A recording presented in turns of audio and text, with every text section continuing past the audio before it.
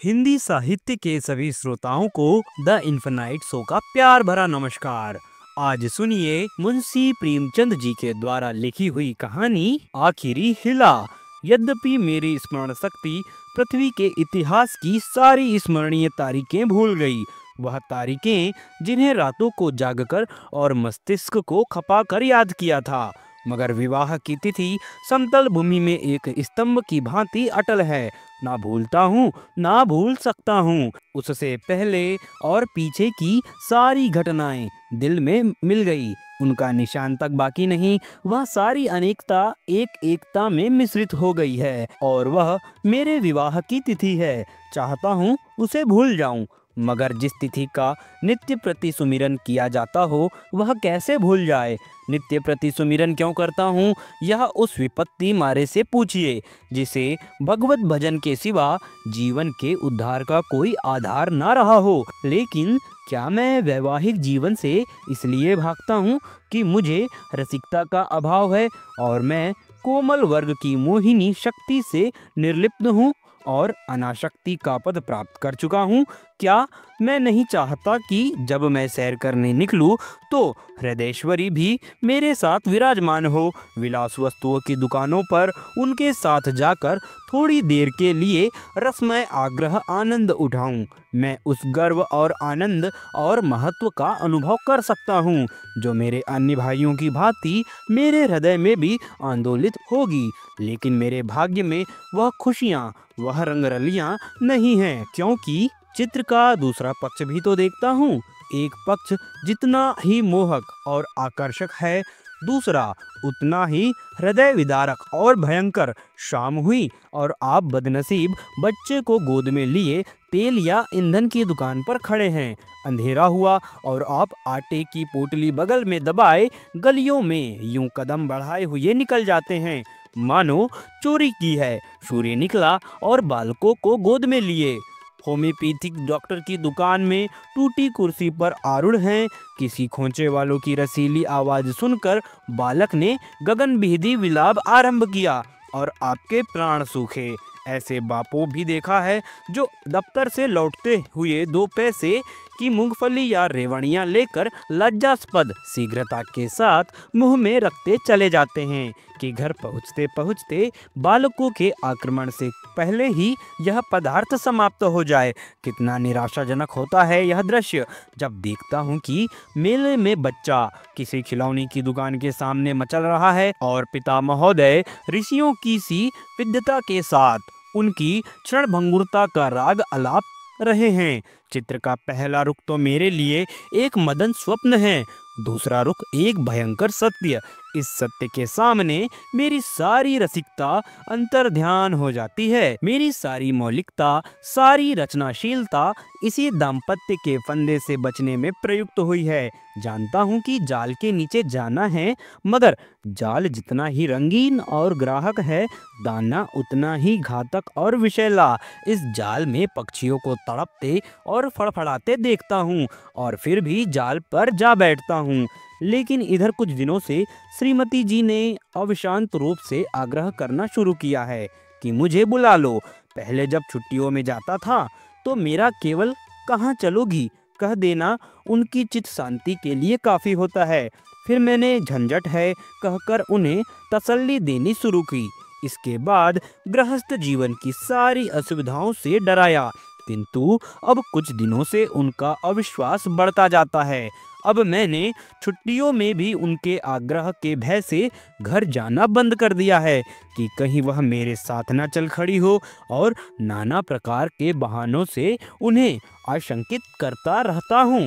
पहले मेरा बहाना पत्र संपादकों के जीवन की कहानियों के विषय में था। कभी 12 बजे रात को सोना नसीब होता है, कभी व्रत जगा करना पड़ जाता है, सारे दिन गली गली ठोकरें खानी पड़ती है। इस पर तुर्का यह है कि हमेशा सिर पर नंगी तलवार लटकती रहती है। न जाने कब गिरफ्तार हो जाऊं, कब जमानत तलब हो जाए। खुफिया पुलिस की एक फौज हमेशा पीछे पड़ी रहती है। कभी बाजार में निकल जाता हूं तो लोग उंगलियां उठाकर कहते हैं, वह जा रहा है अखबार वाला। मानो संसार में जितनी दैविक, अविदैविक, भौतिक अभी भौतिक बाधाएं हैं उनका उत्तरदायी मैं हूँ।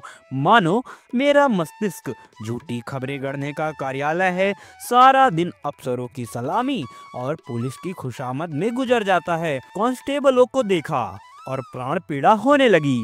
मेरी तो यह हालत है और हुक्काम है कि मेरी सूरत से कांपते हैं। एक दिन दुर्भाग्यवश एक अंग्रेज के बंगले की तरफ जा निकला। साहब ने पूछा, क्या काम करता है? मैंने गर्व के साथ कहा, पत्र का संपादक हूँ। साहब तुरंत अंदर घुस गए और कपाट मुद्रित कर लिए।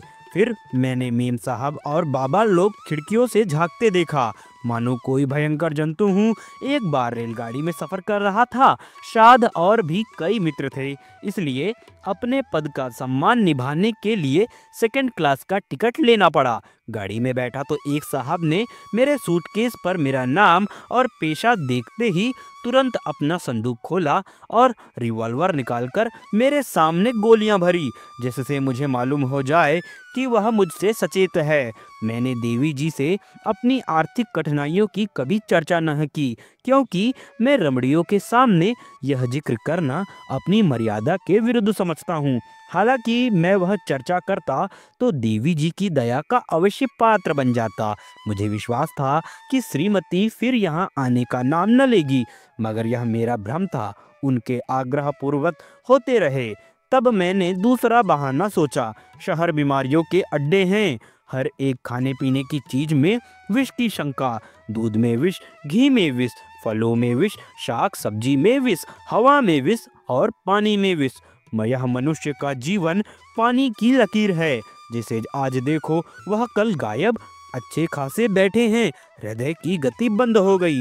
घर से सैर को निकले, मोटर से टकराकर सुरपुर की राह ली। अगर कोई शाम को शापोपांग घर आ जाए तो उसे भाग्यवान समझो। मच्छर की आवाज कान में आई, दिल बैठा। मक्खी नाराज आई और हाथ पांव फूले। चूहा बिल से निकला और जान निकल गई। जिधर देखिए यमराज की अमलदारी है। अगर मोटर और ट्रॉम से बचकर आ गए तब मच्छर और मक्खी के शिकार हुए। बस यही समझ लो कि मौत हरदम सिर पर खेलती रहती है। रात भर मच्छरों से लड़ता हूँ, दिन भर मक्खियों से। नन्ही सी जान को किन किन दुश्मनों से बचाऊं। सांस भी मुश्किल से लेता हूँ कि कहीं क्षय के कीटाणु फेफड़े में ना पहुँच जाएं। देवी जी को फिर भी मुझ पर विश्वास न आया। दूसरे पत्र में भी वही आरजू लिखा था, तुम्हारे पत्र में एक और चिंता बढ़ा दी। अब दिन प्रतिदिन पत्र लिखा करना मैं एक ना सुनूंगी और सीधे चली आऊंगी। मैंने दिल में कहा, चलो सस्ते छूटे, मगर यह खटका लगा हुआ था कि न जाने कब उन्हें शहर आने की सनक सवार हो जाए। इसलिए मैंने तीसरा बहाना सोच निकाला। यहाँ मित्रों के मारे नाव को दम रहता है। आकर बैठ जाते हैं तो उठने का नाम भी नहीं लेते, मानो अपना घर बेच आए हैं। अगर घर से टल जाओ तो आकर बेधड़क कमरे में बैठ जाते हैं और नौकर से जो चीज कहते हैं उधार मंगवा लेते हैं। देना मुझे पड़ता है। कुछ लोग तो हफ्तों पड़े रहते हैं, टलने का नाम भी नहीं लेते। रोज उनकी सेवा सत्कार करो, रात को थिएटर या सिनेमा दिखाओ, फिर सवेरे तक ताश या शतरंज खेलो। अधिकांश तो ऐसे शख्स हैं जो शराब के बगैर जिंदा ही नहीं रह सकते। अक्सर तो बीमार होकर आते हैं, बल्कि अधिकतर बीमार ही आते हैं। अब रोज डॉक्टर को बुलाओ, सेवा शुश्रूषा करो, रात भर सिराहने बैठे पंखा झलते रहो। उस पर यह शिकायत भी सुनते रहो कि यहाँ कोई हमारी बात भी नहीं पूछता। मेरी घड़ी महीनों से मेरी कलाई पर नहीं आई। दोस्तों के साथ जलसों में शरीक हो रही है। अड़चन है वह एक साहब के पास है। कोट दूसरे साहब ले गए, जूते और एक बाबुल ले उड़े। मैं वही रद्दी कोट और वही चमरौथा जूता पहनकर दफ्तर जाता हूँ। मित्र वृंद ताड़ते रहते हैं कि कौन सी नई वस्तु लाया। कोई चीज लाता हूँ तो मारे डर के संदूक में बंद कर देता हूँ। किसी की निगाह पड़ जाए तो कहीं न कहीं न्योता खाने की धुन सवार हो जाए। पहली तारीख को वेतन मिलता है तो चोरों की तरह दबे पांव घर आता हूँ कि कहीं कोई महाशय रुपयों की प्रतीक्षा में द्वार पर धरना जमाए ना बैठे हो। मालूम नहीं उनकी सारी आवश्यकताएं पहली ही तारीख की बाट क्यों जो होती रहती है। एक दिन वेतन लेकर 12 बजे रात को लौटा, मगर देखा तो आधे दर्जन मित्र उस वक्त भी डटे हुए थे। माथा ठोक लिया, कितने ही बहाने करूं, उनके सामने एक नहीं चलती। मैं कहता हूं घर से पत्र आया है, माताजी बहुत बीमार है। जवाब देते हैं, अजी बूढ़ी इतनी जल्दी नहीं मरते, मरना ही होता तो इतने दिन जीवित क्यों रहती। देख लेना 2-4 दिन में अच्छी हो जाएगी, और अगर मर भी जाए तो वृद्धजनों की मृत्यु का शोक ही क्या, वह तो और खुशी की बात है। कहता हूँ लगान का बाड़ा तगाजा हो रहा है। जवाब मिलता है, आजकल लगान तो बंद ही हो रही है, लगान देने की ज़रूरत ही नहीं रही। अगर किसी संस्कार का बहाना करता हूँ तो फरमाते हैं, तुम भी विचित्र जीव हो, इन कुप्रथाओं की लकीर पीटना तुम्हारी शान के खिलाफ है। अगर तुम उनका मूलोच्छेदन करोगे तो वह लोग क्या आकाश से आवेंगे। गरज यह कि किसी तरह प्राण नहीं बचते। मैंने समझा कि हमारा यह बहाना निशाने पर बैठेगा। ऐसे घर में कौन रमणी रहना पसंद करेगी जो मित्रों पर ही अर्पित हो गया हो। किंतु मुझे फिर भ्रम हुआ, उत्तर में वही आग्रह था।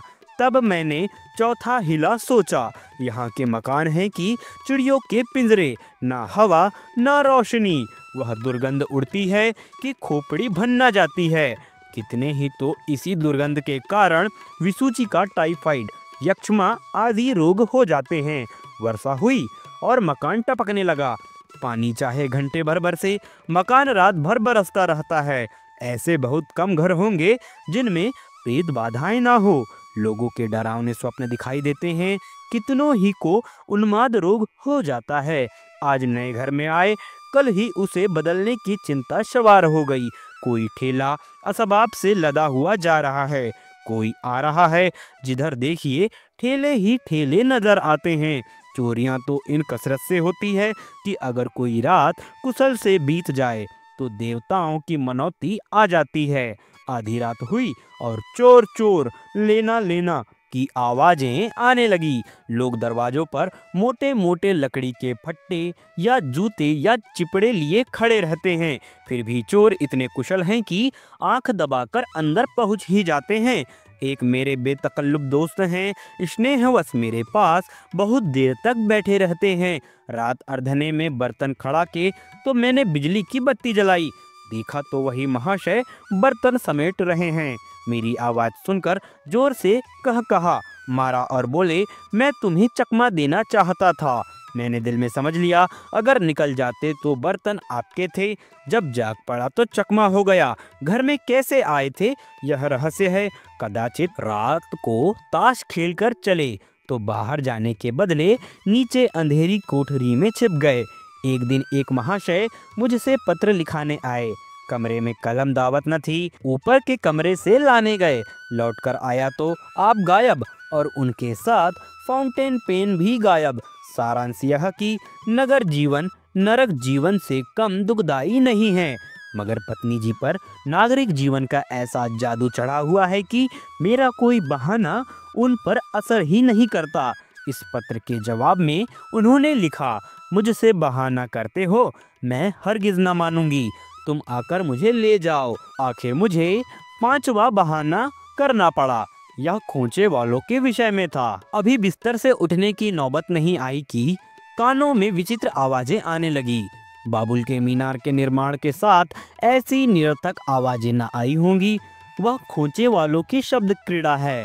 उचित तो यह था, यह खोंचे वाले ढोल मंजीरों के साथ लोगों को अपनी चीजों की ओर आकर्षित करते, मगर इन आंधी अक्ल वालों को यह कहाँ सूझती है। ऐसे पैशाचिक स्वर निकालते हैं कि सुनने वालों के रोए खड़े हो जाते। बच्चे माँ की गोद में चिपट जाते हैं। मैं भी रात को अक्सर चौक पड़ता हूँ। एक दिन तो मेरे पड़ोस में एक दुर्घटना हो गई। 11 बजे थे। कोई महिला बच्चे को दूध पिलाने उठी थी।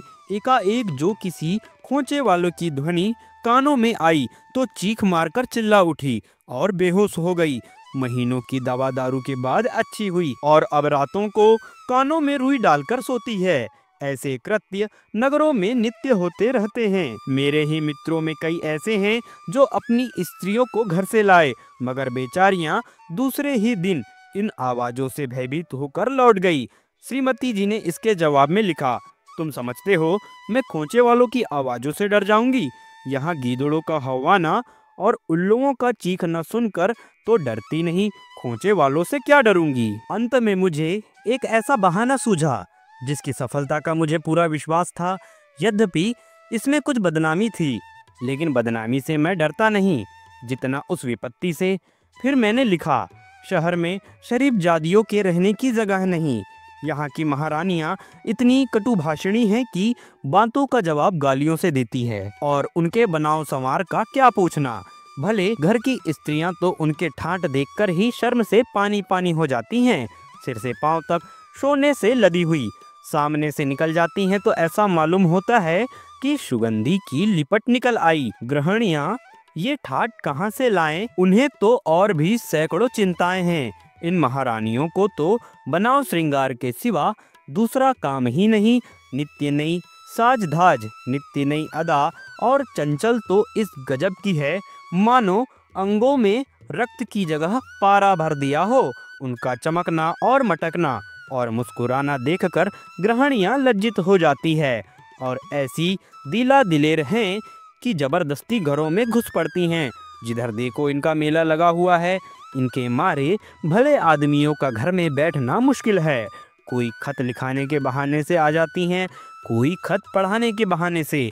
असली बात तो यह है कि ग्रह देवियों का रंग फीका करने में इन्हें आनंद आता है। इसलिए शरीफ जादियाँ बहुत कम शहरों में आती हैं। मालूम नहीं इस पत्र में मुझसे क्या गलती हुई कि तीसरे दिन पत्नी जी एक बूढ़े कहार के साथ मेरा पता पूछती हुई अपने 3 बच्चों को लिए एक असाध्य रोग की भांति आ डटी। मैंने बदहवास होकर पूछा, क्यों, कुशल तो है? पत्नी जी ने चादर उतारते हुए कहा, घर में कोई चुड़ैल बैठी तो नहीं है? यहाँ किसी ने कदम रखा तो नाक काट लूंगी। हाँ, जो तुम्हारी शहना हो। अच्छा, तो अब रहस्य खुला।